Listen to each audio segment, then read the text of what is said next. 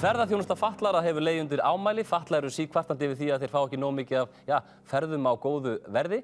Mergur málsins sá að fatlaðir hafa 60 ferðir til þess að rúnta en þegar farið yfir þann fjölda kostar farið miklu meira, það 1100 krónur. Ég botna ekkert í þessu. Ferðafannar var á ferðinni og skutlaði 2 fötluðum. Já, drengir. Afsakið, hvað pínu seinn? Hálftíma seinn? Já, það bara pínu. Þeir eru strákar, enga frekju sko. Ég reyna að ná í ykkur. Þið með þessar ferðir fríar. Þú komið með hvað margar? 59. 59, ok, beggi góður. En þú, Andri? Ég er komin upp í 60. Þú komin upp í 60? Erum við þannig bíl? Ok, ertu það með 1100 kallar? Sko, ég er ekki með 100 kallar en eitthvað.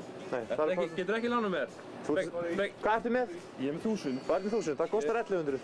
Gauð, þetta er 100 kallar. Það kostar 1100, enga frekju. Ekki vera að gagnrýna þetta kerfi. Þetta er fullkomið kerfi og þú veist það. Þú bara búið með ferðirna þínar. Sko, það frekja maður. Það þarf bara að skilja út í kuldanum með það. Ég er bara að keyra heim. Það kostar 1100. Þú ert bara með 1000 kall. Ég get ekki verið að breyta kerfinu bara fyrir þig. Af því þú vilt það. Þú veist, enga frekju.